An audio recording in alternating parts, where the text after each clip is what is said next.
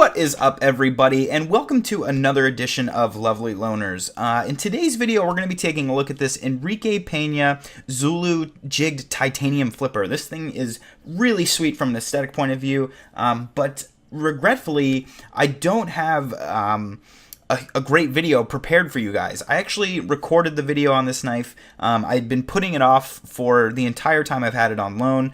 This is loaned out to me from my friend Kelly, and he was very excited to share it with me. This is his absolute favorite knife. He's got a couple of Peñas. He's a big fan, and I got to try out some of Peña's diesel flippers at Blade Show. All of these traditional shaped flippers were sold out at the time, so I was really amped to be able to try this knife. This is something that I've been interested in buying myself for a long time. I really wanted this jig titanium look. I thought it was super cool and unique, and I really like the idea of combining a traditional with a modern folder.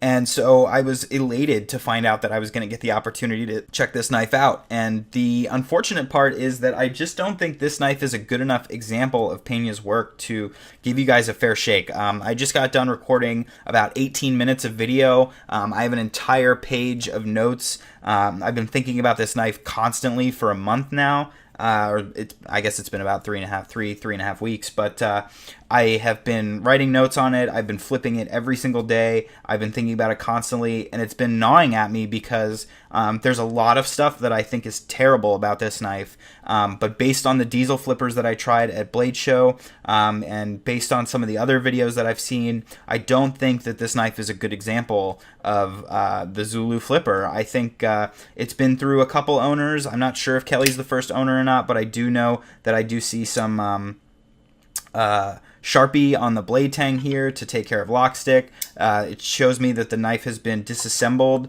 I don't know if the knife was put back together with all of the screws in the right areas, and so if the fitment is slightly off.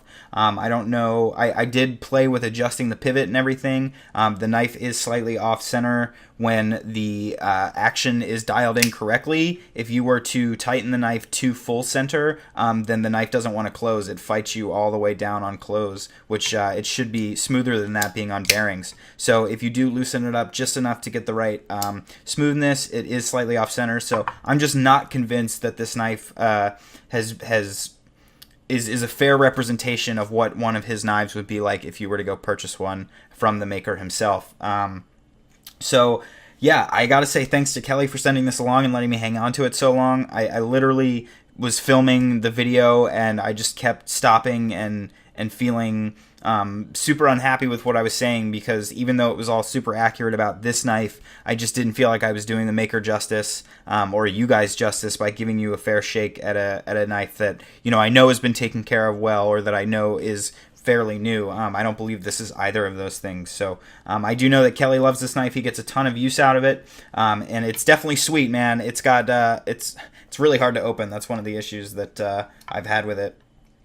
But again, I don't want to get into too many details because I just do not think this is fair. But a couple things that I can say about the knife that are for sure, like the ergonomics and the aesthetics and everything in the blade shape, are all really great. The knife fits in the hand very, very well. I have about a medium glove with short, stubby fingers, and I fit in this curved area here pretty well. If my hand was a large glove, I think my pinky would be kind of on this point here, which would be a little bit uncomfortable. So definitely keep that in mind if you have bigger hands. But overall, the ergonomics are fairly great. There's no jimping or anything, so you are a little bit slippy, but this isn't exactly the most hardcore use knife that I've come across either.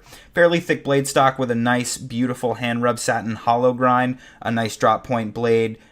This thing's going to make for an excellent slicer, excellent everything for small EDC tasks. I would love to cut a million apples with this knife. And I gotta say, it is sharp as hell. I've got 3 cuts on my finger from this knife alone.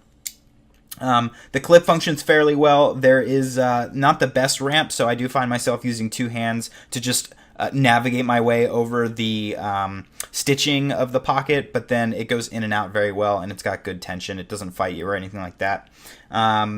And yeah, that's about as much that I can say about the knife that's fair. I had tons of trouble with the detent on this knife, tons of trouble with lock stick. tons of trouble with the closing action and with all kinds of annoying things. And again, I just don't think it's fair. So thanks so much for watching, guys. I'm really sorry that this video was a bit disappointing. I'm sorry to Kelly that I couldn't do the knife justice, but again, I really tried my best. I filmed as far as I could, and it just didn't feel right releasing a video on this knife because I don't think it's fair.